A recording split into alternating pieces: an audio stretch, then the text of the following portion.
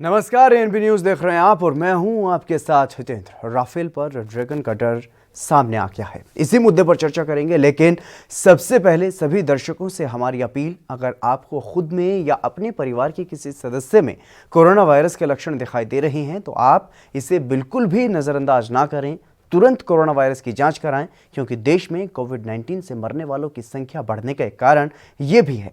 इसलिए अगर किसी में कोरोना वायरस के लक्षण दिख रहे हैं तो जल्द ही जांच कराएं। एएनबी न्यूज आपसे ये बार बार अपील कर रहा है, वायरस को जड़ से खत्म करने में आप भी अपना सहयोग दें।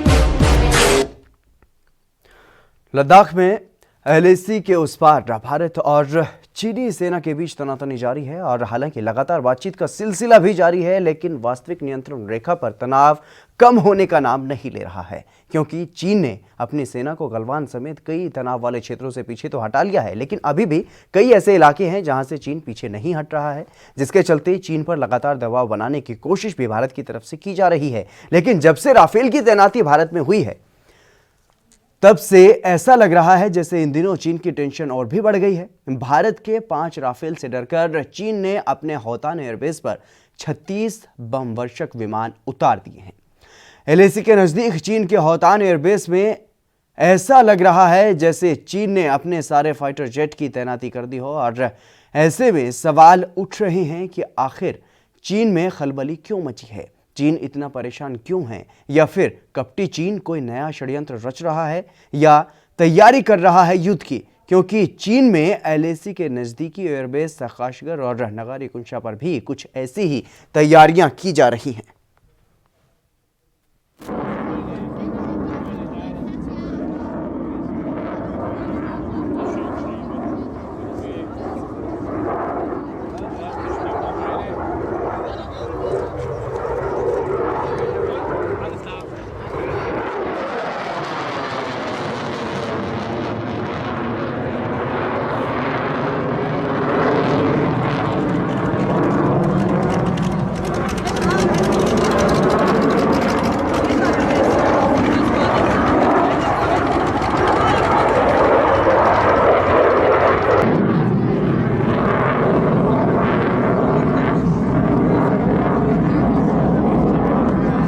तरीके से जब से भारत में, भारतीय सेना में, भारत की वायु सेना को राफेल के 5 विमान मिले हैं, तब से चीन में खलबली का माहौल है। और अब चीन में जितने भी नज़दीकी एयरबेस हैं एलएसी के, लद्दाख के, वहां पर तैनाती की जा रही है ऐसे बम वर्षक विमानों की जो घातक साबित हो सकते हैं। लेकिन उन सब से कहीं ना कहीं ये ताकतवर राफेल विमान, 5 ऐसे राफेल विमान भारत की वायुसेना में शामिल हो गए हैं, और तब से ही चीन की सेना में, चीन में खलबली का माहौल देखने को मिल रहा है। स्पीड के मामले में राफेल दुश्मन के छक्के छुड़ा सकता है, इसकी अधिकतम स्पीड काफ़ी ज़्यादा है, और इसी वजह से अब लगातार चीन में जो एयरबेस है वहाँ पर लड़ाकू विमान और बम वर्षक विमानों की तैनाती वहाँ पर की जा रही है। राफेल की मारक क्षमता की बात करें तो ये भी 3700 किलोमीटर तक दुश्मन के किले को भेज सकता है, और ब्रह्मोस जैसी 6 सुपरसोनिक क्रूज मिसाइल्स को ले जाने में राफेल इतनी ताकत रखता है। 3 लेडर गाइडेड बम समेत 6 हवा से जमीन पर मार करने वाली मिसाइलें भी राफेल की क्षमता हैं, और फ्यूल भी राफेल में हवा में ही भरा जा सकता है। राफेल हवा से जमीन पर मार करने वाली स्कैल्प मिसाइल से भी लैस है, जिसकी रेंज 150 किलोमीटर के बियॉन्ड विजुअल है, जबकि स्कैल्प मिसाइल की रेंज 300 किलोमीटर है। 1 मिनट के भीतर ही 60,000 फीट की ऊंचाई पर जाने में सक्षम है राफेल, और 4.5 जनरेशन के ट्विन इंजन वाला ये विमान है। और इसी वजह से लगातार चीन में अब खलबली का माहौल देखने को मिल रहा है। अगर बात करें 28 जुलाई को चीन ने आनन फानन में अपने 36 फाइटर जेट्स की तैनाती होतान एयरबेस पर की है। जिस तरीके से फाइटर जेट्स में 24 J-11 बम वर्षक हैं जो रूस में बने हैं, जो चीन ने अपने एयरबेस पर तैनात किए हैं, और 6 पुराने J-8 फाइटर जेट्स भी हैं 2 YAG ट्रांसपोर्ट जेट्स भी हैं और 2 KG-500 airborne early warning aircraft, 2 Mi-17 helicopter की तैनाती भी वहां पर की गई है। और राफेल से पहले की अगर बात की जाए तो होतान में उससे पहले चीन के सिर्फ 12 बमवर्षक विमान थे। होतान से उसके सारे विमान उड़कर वार करने में सक्षम नहीं है। ये खास बात भी आपको बता दें, जिस रीजन में ये विमान तैनात किए गए हैं, जिनजियांग रीजन उसे कहा जाता है, और मुश्किल की स्थिति में वहाँ से उसके पास ढंग की एयर स्ट्रिप नहीं है। लद्दाख से काशगर की दूरी 350 किलोमीटर है और नगारे कुंशा से 150 किलोमीटर है। वहाँ पर भी लगातार बम वर्षक विमानों की तैनाती वहाँ पर बढ़ा दी गई है और भारत बड़े आराम से उनसे निपटने में सक्षम है, क्योंकि लद्दाख में एयर डिफेंस सिस्टम ऐसी ही परिस्थिति के लिए वहाँ पर बनाया गया है, लगाया गया है। चीन के फाइटर जेट्स विमान राफेल की तरह हवा में 12-12 घंटे तक नहीं उड़ सकते। ये भी भारत के पास यहाँ पर सकारात्मक स्थिति इस बात को लेकर के भी, भारत के 5 राफेल भी उसका सारा प्लान फेल कर सकते हैं, ऐसा विशेषज्ञों का मानना है। MiG-29 के और सुखोई जैसे फाइटर जेट्स पहले से ही लद्दाख में तैनात हैं। इसके अलावा अंबाला एयरबेस भी ज़्यादा दूर नहीं है लद्दाख से, और ऐसी स्थिति में क्योंकि जिस तरीके से काशगर और नगारे कुंशा है लद्दाख से चीन में, इसी तरीके से अंबाला कैंट से भी लद्दाख तक पहुंचने में ज़्यादा वक्त नहीं लगेगा राफेल विमानों को। और अब लद्दाख ने हिमाचल में युद्धाभ्यास किया है जिस तरीके से, तो उससे चीन की टेंशन अब बढ़ती हुई दिखाई दे रही है। भारत ने इस परिस्थिति को देखते हुए LAC पर रोहिणी नाम के रडार की तैनाती करने का फैसला लिया है, और इससे पहले वहां पर स्वाति रडार को तैनात किया गया है। 6 वेपन लोकेटिंग स्वाति रडार पहले से ही LAC पर दुश्मन की गतिविधियों पर नजर रख रहा है। हालांकि चीन में लगातार J-20 स्टेल्थ फाइटर राफेल से बेहतर बताया जा रहा है, जो कि उनके पास है J-20 स्टेल्थ फाइटर, और उसको बेहतर बताया जा रहा है राफेल से। लेकिन अगर वो विमान बेहतर है राफेल से, तो राफेल के जब 5 जो राफेल विमान हैं जब वो भारतीय वायुसेना में शामिल किए गए, तो उसके बाद से लगातार खलबली क्यों मच रही है? आखिरकार किस तरीके की तैयारी चीन में की जा रही है?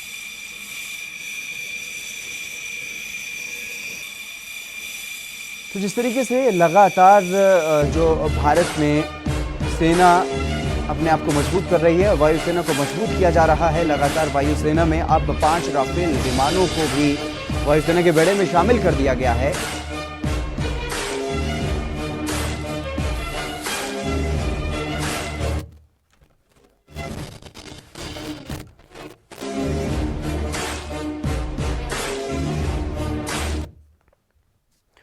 इस खबर पर अधिक चर्चा करने के लिए हमारे साथ जुड़ गए हैं DS ग्रेवाल, रिटायर्ड कर्नल हैं। और DS ग्रेवाल जी, आपका स्वागत है NV न्यूज़ पर। नमस्कार जी, नमस्कार, शुक्रिया। 15 अगस्त की भी आपकी सबको बधाइयाँ मेरी तरफ से। जी, बहुत बहुत बधाई आपको भी सर। जिस तरीके से ग्रेवाल जी हम लगातार देख रहे हैं, लद्दाख में जो स्थिति है वो तनावपूर्ण बनती हुई नजर आ रही है, और ऐसी स्थिति में जो चीन में तैयारियां की जा रही हैं, लगातार जितने भी वहां पर नजदीकी एयरबेस हैं वहां पर बम वर्षक वाहनों की तैनाती को बढ़ा दिया जा रहा है। तो ऐसे में क्या कुछ देखा जाए, क्या कुछ समझा जाए जो चीन की तरफ से तैयारियां की जा रही हैं? देखो, चीन ने वादा किया था कि मैं पीछे हटूंगा। पहले थोड़ी सी उन्होंने हरकत की भी, लेकिन अभी फिर वहां डटे हुए हैं और उन्होंने अपनी तैयारियां फिर आगे बढ़ा रखी हैं, जिससे बहुत प्रॉब्लम हो रहे हैं।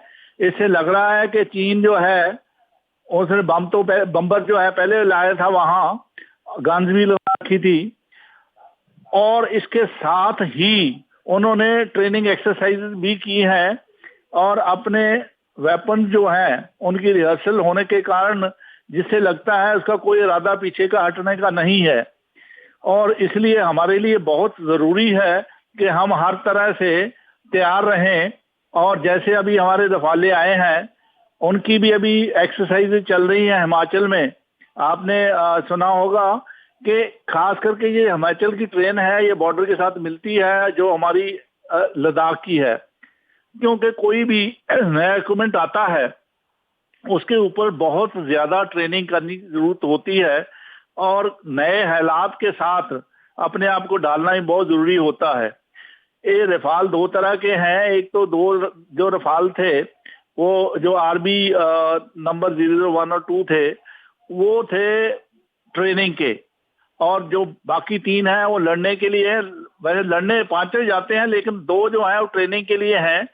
इस 7 महीने हमने पहले वहां भी ट्रेनिंग की थी, क्योंकि ये हवाई जहाज जो है 2 तो हमने पहले से ले लिए थे और ट्रेनिंग करते रहे थे। लेकिन जो अभी 5 एयरक्राफ्ट हैं उनका उस फील्ड एरिया में, उस हालात में ढलना बहुत जरूरी है। पायलट की जानकारी बहुत उस एरिया की जरूरत है, और खास करके नाइट ऑपरेशन में जो उन्होंने पूरी प्रैक्टिस करनी है, खास करके बॉर्डर के ऊपर, और जो इंफॉर्मेशन भी लेनी है या मैप फोटोग्राफी करनी है, वो अभी इन दिनों, क्योंकि अगर कोई हालत ऐसी होती है जिसके लिए चाइना पंगा ले रहा है, उसको हर हालत में निपटने के लिए अभी हमारे एयरक्राफ्ट जो हैं तैयारी कर रहे हैं, और हमारी दूसरी एक्सरसाइज भी चल रही हैं। आशा करते हैं कि हम हर हालत में, जो चीन सोचता है कि ये 62 वाली बात है, वो उसको इतना जुटलाएंगे कि आगे को हौसला भी नहीं कर सकेगा। डोकलाम में हमने उसको अच्छा सबक दिया था, लेकिन नहीं संभला है। उसके बाद फिर हमने गलवान में भी उनको बहुत उनके जो सिपाही मरे हैं, सोल्जर मरे हैं, कर्नल तक मरे हैं, लेकिन अभी भी नहीं समझा है। और जब इवन जो खबर तो ये भी है कि जब मोदी जी ने रशिया के प्रेसिडेंट से बात की थी, तो उन्होंने कहा था मैं इनको कहूंगा कि अपनी पीछे हटा लें, जो आप गलत काम मत करें। कहने के बाद भी वो नहीं हटे, जिससे रशिया भी उनके साथ नाराज है। तो इस हमारे लिए कोई एक ही चारा है कि डिफेंसिव रहते हैं तो डिफेंसिव ऑफेंसिव होना चाहिए हमें, क्योंकि अगर कोई भी छोटी सी घटना होती है तो हम उसका जवाब एकदम देना है। तो उसके लिए हमारी सेनाएं आगे हैं, तकरीबन उनके भी तकरीबन 60,000 के करीब ट्रुप्स हैं। हमारे भी थोड़ा कम होंगे, 40,000 50,000 हैं। और हमारे लड़ाई की तैयारियां अभी उनके साथ पूरी हैं। ये जो रफाले हवाई जहाज हमने लिए हैं, इनमें खासियत जो है वो 4.5 जनरेशन के हवाई जहाज हैं, जो चीन के J-20 के बराबर के हैं, और F-16 पाकिस्तान से कहीं आगे हैं उनसे। और क्योंकि अभी तक चीन ने अपने जो जहाज हैं इनका कभी भी कोई रिहर्सल नहीं किया किसी युद्ध में, जबकि ये रफाले हैं ये कई लड़ाइयों में भाग ले चुके हैं, अफगानिस्तान में, सीरिया में, इवन जो अभी बम्बार्डमेंट हो रही है खास करके गल्फ एरिया में, उसमें इन्होंने पूरा भाग किया। 30,000 फ्लाइट आज इन्होंने लड़ाई में टेस्टिंग कर चुके हैं। तो इसलिए हमारे हवाई जहाज रिलायबल हैं। उन्होंने तो अभी तक कोई जहाज जो है ऐसा लड़ाई का एक्सपीरियंस नहीं है, इसलिए हमारे पास जो इक्विपमेंट है वो ज्यादा रिलायबल है और टेस्टेड है। और हर हालत में, क्योंकि जो भी उनके प्रॉब्लम आए हैं उनको सॉर्ट करने के लिए इन्होंने जो 7 महीने में उसके बारे में पूरा समझा है, क्योंकि खास करके उन पायलट ने जो युद्ध के मैदान में लड़ चुके हैं उनके साथ भी ये रहे हैं और उन चीजों से समझे हैं। लेकिन अभी जो हमारी ट्रेनिंग हो रही है, खास करके एक्सरसाइज कह रहे हो इसको, ट्रेनिंग एक्सरसाइज कह रहा हूँ, ये बॉर्डर के साथ एक्चुअली ऑपरेशन लेवल की एक्सरसाइज है। ये नाइट ट्रेनिंग स्पेसिफिक उस पे ऊपर जोर दिया हुआ है ताकि कोई ऐसा हमारे पास हमला ना हो सके। वैसे जैसे उन्होंने आपने कहा है कि बम्बर जो है बॉर्डर के साथ लगा दिए हैं, बम्बर जो है ज्यादा बम फेंकने के लिए होते हैं, लेकिन वो ढीले ढूले होते हैं। उनको तो हमारी मिसाइल जो है वो पहले उड़ने से पहले ही मारने के लिए तैयार रहेगी। और खास करके हमारे पास तो ऐसा इक्विपमेंट है जो फटाफट 1 मिनट में, इवन लेजर के जरिए, जैसे काली है हमारे पास, काली उनकी भी आप जानते हैं काली देवी कितनी महान थी, उसी तरह ये जो हमारा काली इक्विपमेंट है वो बहुत महान है, क्योंकि इसने तो जो ग्लेशियर हिला दिए हैं, इतनी ज्यादा इलेक्ट्रॉनिक्स पावर है इसमें लेजर की, और कभी भी कोई उड़ेगा भी एकदम वहां इसको फना कर देंगे। और इसी तरह ही जो हमारे इक्विपमेंट है, रडार, ये जो रफाल हैं, इनका भी इतना इक्विपमेंट ताकतवर है, क्योंकि इनके अंदर सेंसर इतने तगड़े लिए हैं कि जहाज अगर आता है या मिसाइल आती है उसको भी जो है अफेक्ट कर सकते हैं, टर्न कर सकते हैं, डिस्ट्रॉय कर सकते हैं, ताकि हमारे ऊपर हमले से पहले ही उनको अच्छा सबक सिखा दिया जाए। एयर डिफेंस हमारी बहुत तगड़ी है, हमारे तरफ इक्विपमेंट है भी, आने में कुछ चाहे देर रशिया से आ जाएगा तो वो तो बहुत बड़ा इक्विपमेंट है जिसका तो सोच भी नहीं सकता चाइना, क्योंकि रशिया ने चाइना को उसका उस इक्विपमेंट की रिफ्यूजल दे दी है, लेकिन हमें ये दिसंबर तक उन्होंने देने, अगर वो हो जाते हैं तो हम बहुत तगड़े हो जाते हैं उससे। बिल्कुल ग्रेवाल साहब, इसी बीच हमारे साथ दर्शन सिंह भी जुड़ गए हैं, रिटायर्ड कर्नल। दर्शन सिंह जी, आपका स्वागत है एनबी न्यूज पर। Thank you. दर्शन सिंह जी, किस तरीके से देखते हैं, क्योंकि जिस तरीके से लगातार चीन सीमा के उस पार तैयारियां कर रहा है और भारत भी इधर से अपनी पूरी तैयारियां कर रहा है, तो ऐसे में किस तरीके से देखा जाए, क्योंकि लगातार जिस तरीके से जो भी नज़दीकी एयरबेस हैं, चाहे वो होतान की बात हो या आकाशगढ़ की बात हो, लगातार वहां पर बम वर्षक वाहनों की संख्या को बढ़ाया जा रहा है। जहां पर 12 थी राफेल की तैनाती से पहले, वहां पर अब 36 ऐसे बम वर्षक वाहनों की तैनाती कर दी गई है होतान में। देखिए, ये जो राफेल पे अभी ट्रेनिंग है, एक ये रूटीन ट्रेनिंग है, क्योंकि 5 एयरक्राफ्ट है और हम सिर्फ उनको 5 पायलटों से उड़ा नहीं सकते जी, इसलिए हमें ज्यादा बड़ा लॉट को ट्रेनिंग करना है, और खासकर की और एयरक्राफ्ट जब आने हैं तो हमें कम से कम 100 पायलट उस पर ट्रेंड फुली चाहिए जी, तभी हम कोई उसको इफेक्टिव रोल में यूज कर सकते हैं। अभी 5 एयरक्राफ्ट कोई वार एफर्ट को, ठीक है, एक साइकोलॉजिकल तो है कि रफाल है हमारे पास जी, पर 5 एयरक्राफ्ट कोई वॉर एफर्ट में ज्यादा कंट्रीब्यूट नहीं कर सकते, क्योंकि 2 सॉटी मैक्सिमम वो करेंगे, उसमें उसको रिफिलिंग भी चाहिए, रेस्ट भी चाहिए, पायलट भी चेंज होना है। बिल्कुल। तो एक साइकोलॉजिकल एज तो है, पर अभी उससे की राइफल रफाल जो है पूरी तरह से वॉर का सिनेरियो बदल देगा हमारे लिए, वो अभी पॉसिबल नहीं है, हम उस स्टेज पे नहीं पहुंचे हैं। जी, बाकी जो चाइना के साथ है, ठीक है, उनके पास एयरक्राफ्ट उतने सुपीरियर नहीं है। जी, चाइना हमेशा ही कभी भी सुपीरियर टेक्नोलॉजी पे डिपेंड नहीं करता है, वो डिपेंड करता है मास नंबर्स पे। इवन उनकी आर्मी जो है मास नंबर्स पे, वेव आफ्टर वेव जो है आने पे ज्यादा डिपेंड करती है, क्योंकि उनके पास बहुत बड़ी सेना है और बहुत बिल्कुल। ज्यादा गिनती है जहाजों की। बिल्कुल। तो उनके लिए जहाज वापस जाना उतना इम्पोर्टेंट नहीं होता जितना कि टारगेट को डिस्ट्रॉय करना है। जी। तो वो अफोर्ड कर सकते हैं अपने जहाजों को लूज करना, क्योंकि उनकी टैक्टिस वैसी है। हमारी टैक्टिस है, हमारा जहाज हम उसको बार बार यूज करना है। जी, तो इसलिए वॉर, और दूसरी बात ये है कि अभी जो हम अगर वॉर की बात करते हैं, वॉर से हम बहुत दूर है। जी, वॉर के बीच में बहुत सारे एक्शन होते हैं, इतनी जल्दी वॉर नहीं हो सकती है। जी, ना ही चाइना प्रिपेयर्ड है, ना ही हम प्रिपेयर्ड है। जी, उसके जी, लिए महीनों की ट्रेनिंग होगी और महीनों तक ट्रुप्स उस एरिया में एक्लेमेटाइज करेंगे, जी, एक्सरसाइज करेंगे, इक्विपमेंट जाएगा, अम्यूनिशन डंप होगा, जो वॉर वेस्टेज रेट के हिसाब से बैकअप तैयार होगा, और बाकी जगह में भी दूसरे बॉर्डर को सिक्योर किया जाएगा। तो वॉर से हम अभी, वॉर की जो हमें एक हवा क्रिएट करना है कि वॉर के लिए हम तैयारी कर रहे हैं, वॉर नहीं है, हम एक ट्रेनिंग कर रहे हैं अपनी जी, सेना को चुस्त दुरुस्त करने के लिए, क्योंकि एक नया इक्विपमेंट आया है तो उस पर हमने ट्रेन करने हैं। जी, बिल्कुल। आर्मी भी एक नई टैक्टिस में लगी है कि जैसे हाई अल्टीट्यूड वॉरफेयर में पहले हमारी वहां एक ही डिवीजन थी, जी। तो अभी हमने स्ट्रेंथ बढ़ाई है, क्योंकि चाइना अग्रेसिव मोड में आ गया है, तो हमने उसको टैकल करना है। तो नेचुरली हमारे पास जो वहाँ स्ट्रेंथ बढ़ानी है, तो हमने वहाँ ट्रुप्स बढ़ा दिए हैं। जी, और बिल्कुल क्लियर इंडिया ने ये कर दिया है कि ये ट्रुप्स तब तक वहां बने रहेंगे जब तक चाइना अपना पूरी तरह पीछे नहीं हटेगा। जी, बिल्कुल। डीएस ग्रेवाल जी, जिस तरीके से दर्शन सिंह जी ने बताया कि अभी दोनों ही सेनाएं युद्ध के लिए तैयार नहीं हैं, और लगातार भारतीय वायुसेना के अध्यक्ष ने भी वायुसेना को यह कहा है कि युद्ध के जैसे हालातों के लिए तैयार रहें, और भारत की सरकार ने भी अपनी सेनाओं को चुस्त दुरुस्त किया है ताकि किसी भी तरीके की स्थिति से निपटा जा सके। तो क्या ऐसे में भारत की सेना युद्ध के लिए तैयार है या फिर नहीं? जी ग्रेवाल साहब। भारत तो अभी युद्ध के लिए तैयार है ही, उसमें तो कोई शक है नहीं है, क्योंकि जिस स्पीड से इन्होंने अपने ट्रुप्स जो हैं बॉर्डर पे भेजे हैं, उससे साफ जाहिर है कि हम अभी ना झुकने वाले हैं ना रुकने वाले हैं। जवाब भी ऐसा देंगे कि उसको सारी उम्र याद रहेगा, और 68 62 को पूरी तरह भुला देंगे।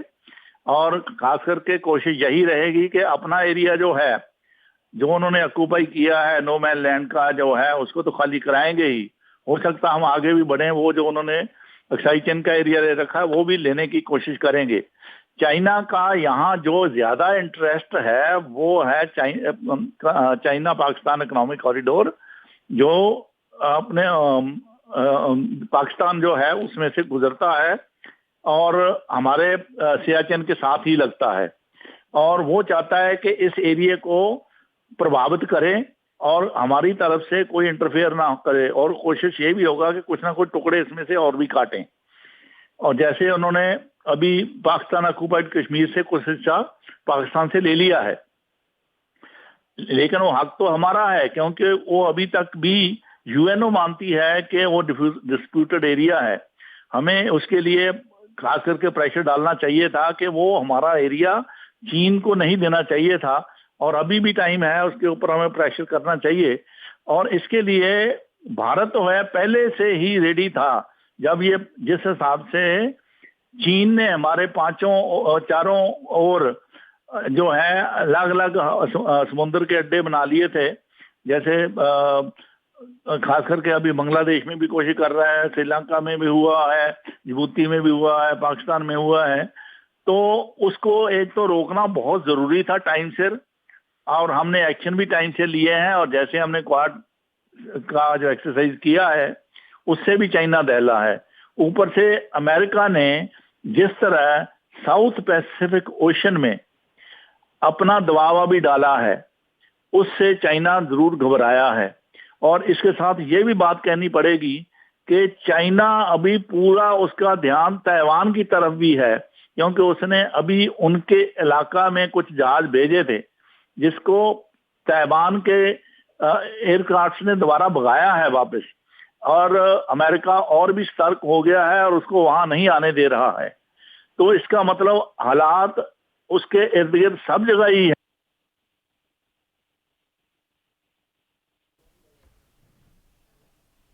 जी जी, ग्रेवाल साहब हमारे साथ जुड़े हुए हैं लगातार, और जी तो इन सब के लिए हम रेडी हैं।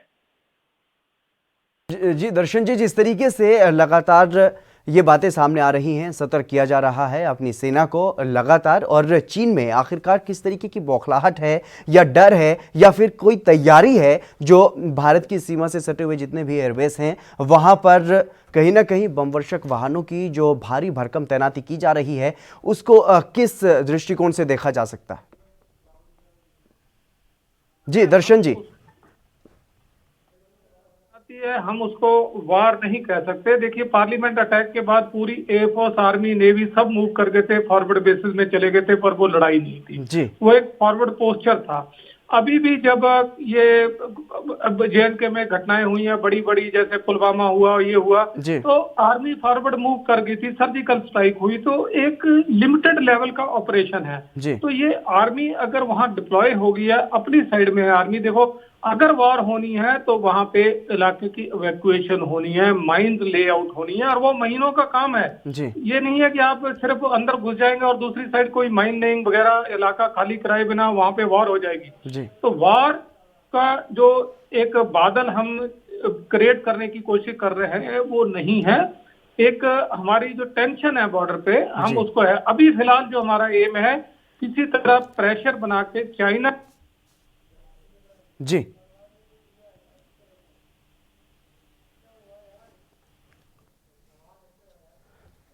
जी, वॉर की कोई सिचुएशन नहीं है, लेकिन ग्रेवाल साहब, क्या इसको कोई दबाव बनाने की रणनीति है जो चीन ने अपनाई है, जिस तरीके से वहां पर लगातार अपने विमानों की, लड़ाकू विमानों की तैनाती की जा रही है? ग्रेवाल साहब।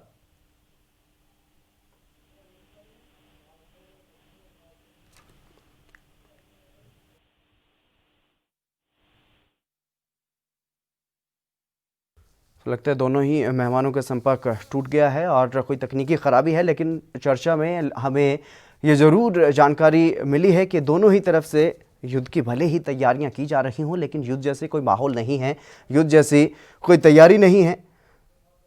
ग्रेवाल साहब, मैं आपसे जानने की कोशिश कर रहा था, क्या आप मेरी आवाज़ सुन पा रहे हैं ग्रेवाल साहब? हाँ जी, आप बम्बर्स की बात कर रहे थे। मैं बम्बर्स के बारे में आपको बता दूं, बम्बर जो हैं वो जैसे मोटी भैंस होती है ना, वो उस तरह है। जो फाइटर है वो एक चीते की तरह है। बम्बर जहां ज्यादा हवाई बम गिराने होते हैं वहां इस्तेमाल होता है, लेकिन वो दाहिने बाएं नहीं हिल सकता है ज्यादा। जो फाइटर है वो एकदम अटैक करता है चीते की तरह और डिस्ट्रॉय करता है।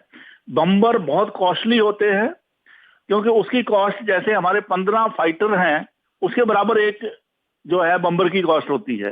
ये बम्बर खास करके वर्ल्ड वार 2 की बात है, उस टाइम पे ज्यादा लगते थे, इसलिए यूएनओ ने क्योंकि इसको बंद कर दिया कि बम्बर का इस्तेमाल नहीं किया जाए, क्योंकि इससे कई सिविलियन जो है पॉपुलेशन के ऊपर बम गिराने से बहुत ज्यादा लोग सिविलियन मर जाते थे। तो ये यूएनओ का भी चार्टर है, लेकिन चीन मानता है या नहीं मानता है इसका मेरे को क्या कह सकते हैं हम, क्योंकि अभी वो कोई चीज जैसे फिलिपाइन का समझौता है वो नहीं माना उन्होंने। तो ये बम्बर नहीं गिराने होते हैं। लेकिन बड़ी संख्या में फाइटर जेट्स की भी तैनाती की जा रही है ग्रेवाल साहब ना।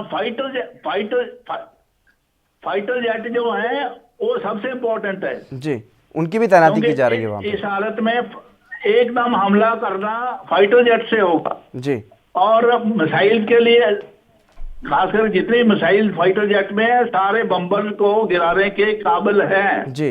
इसी तरह हमारी काली है और AD equipment air defence equipment है, वो भी बहुत अच्छा है जो उनके बम्बर्स को गिरा सकता है जी। तो उन बम्बर से डरने की जरूरत नहीं है जी, क्योंकि खास करके ट्रुप्स जो हैं बॉर्डर पे दूर दूर तक फैले होते हैं, ये नहीं के पास पास होते हैं। बम्बर तो एक जगह अगर बड़े बड़े बम ज्यादा गिरा भी देता, 30-40 बम इकट्ठे गिरा देता है जी, तो उसका ज्यादा असर नहीं होगा हिली एरिया में, जी जी, क्योंकि ये तो खास करके सिविल पॉपुलेशन प्लान के लिए बने हुए होते हैं जी। तो ये इफेक्टिव नहीं है। बम्बर यहाँ फाइटर चाहिए थे जो उनके पास कम है, हमारा इफेक्टिव नहीं है जी। अभी J-20 जो है उनका लेटेस्ट है जी, वो हमारे रफाल के बराबर नहीं है जी। इवन पाकिस्तान का भी अगर गिनिए जी, तो F-16 वो हमारे इस रफाल जहाज से पीछे है जी, क्योंकि खास करके हम जब इसकी स्पीड को देखते हैं, इनका टारगेट कैपेसिटी होते हैं, जब मिसाइल देखते हैं इनकी वेपन टेकिंग कैपेसिटी को 4 मिसाइल एट ए टाइम ये ले जा सकता है जी। तो ये हम एयर कॉम्बैट ड्यूल जब होती हैं मतलब ऊपर हवाई जहाज में लड़ाई होती है जी, जी, जी। तो उन सभी से अच्छा है ये जी, बिल्कुल। इनकी स्ट्राइक है मेट्योर मिसाइल्स हैं बिल्कुल। वो 120 और 150 किलोमीटर तक है और जो दूसरी मिसाइल हैं वो तो 300 किलोमीटर तक, जहां से ही मार दूर काल मिसाइल जो है वो बड़ी दूर तक इनको मार कर सकती हैं। इसलिए हेलो जी जी, आपकी आवाज सुन पा रहे और हैमर मिसाइल है जी, वो 4 एट ए टाइम वो ले जा सकते हैं। वो किसी भी एयर टू ग्राउंड और ग्राउंड टू एयर मिसाइल जो है air to ground and air to air target जो है बड़ी आसानी से जी, ले सकते हैं जी। तो हर हालत में ये रफाले जो है इसने हमारी जो फौज की ताकत है उसको कहीं गुना बढ़ा दिया है।